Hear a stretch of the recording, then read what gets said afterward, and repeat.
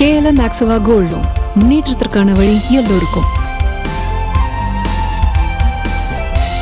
நடிகர் சிவகார்த்திகேயன் நடிப்பில் வெளியான அமரன் திரைப்படம் வசூல் ரீதியாக சாதனை படைத்தாலும் மற்றொரு பக்கம் சர்ச்சைகளும் சளைக்காமல் சுற்றி வருகிறது. இதுகுறித்து பார்க்கலாம் விரிவாக.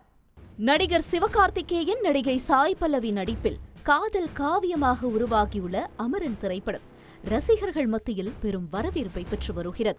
மறைந்த ராணுவ வீரர் முகுந்த் வரதராஜனின் தேசப்பற்றையும் அவரது காதல் மனைவி இந்து ரெபேக்கா வர்கீஸின் காதலையும் அழகாய் திரையில் பிரதிபலித்து ரசிகர்களை கவர்ந்திழுத்துள்ளனர். இந்து ரெபேக்கா வர்கீஸாக சாய் பல்லவியின் தோற்றமும் படத்திற்கு கூடுதல் பலம் சேர்த்தது. இது மட்டுமா, இணையவாசிகள் இளைஞர்கள் மட்டுமின்றி அனைத்து தரப்பு மக்களையும் முணுமுணுக்கச் செய்தது ஜிவி பிரகாஷின் இசை. இப்படி படத்தை ரசிகர்கள் பாராட்டிக் கொண்டிருக்க மற்றொரு புறம் படத்தின் மீது சர்ச்சைகளும் எழத் தொடங்கின. இஸ்லாமியர்களை தீவிரவாதிகளாக சித்தரிப்பதற்கு எதிர்ப்பு தெரிவித்து திரையரங்குகள் முன்பு போராட்டங்கள் வெடிக்க, படத்தில் கதாநாயகனாக மேஜர் முகுந்தின் பின்புலம் மறைக்கப்பட்டதாக கண்டனங்கள் எழுந்தன. அமரன் திரைப்படத்தை கண்டிக்கின்றோம்.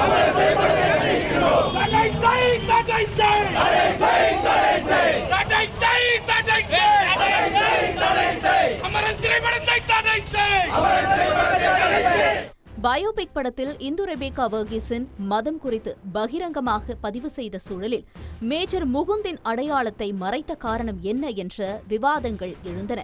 இப்படி அடுக்கடுக்கான சர்ச்சைகள் அமரன் திரைப்படத்தை சுற்றி கொண்டிருக்க, படத்தில் இடம்பெற்ற ஜெய் பஜ்ரங் பலி கோஷத்திற்கும் எதிர்ப்பு கிளம்பியது. படத்தில் இடம்பெற்ற கோஷம் மத ரீதியாக இருப்பதாக குற்றஞ்சாட்டிய சிலர் காஷ்மீர் மக்களுக்கு எதிரான அரசியலை படம் பேசுவதாக குற்றஞ்சாட்டியிருந்தனர். இந்நிலையில் இந்த சர்ச்சைக்கு பதிலளித்துள்ளார் அமரன் பட இயக்குநர் ராஜ்குமார் பெரியசாமி. அமரன் திரைப்படம் பாதுகாப்புத்துறை அமைச்சகத்தின் ஒப்புதல் மற்றும் பாராட்டை பெற்ற படம் என குறிப்பிட்ட அவர், ஒவ்வொரு ராணுவப்படை பிரிவினருக்கும் ஒவ்வொரு முழக்கம் இருக்கிறது.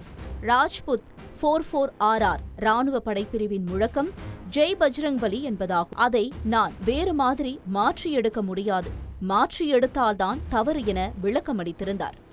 எனக்கும் பல அரசியல் கருத்துக்கள் இருக்கும், ஆனால் என்னுடைய அரசியல் பார்வையும் சொந்த கருத்தையும் இந்த படத்தில் திணிக்க முடியாது.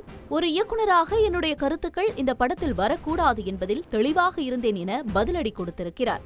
இப்படி சர்ச்சையும் சவால்களையும் எதிர்கொண்டு வந்தாலும் பாக்ஸ் ஆபீஸில் பட்டையை கிளப்பி வருகிறது இத்திரைப்படம்.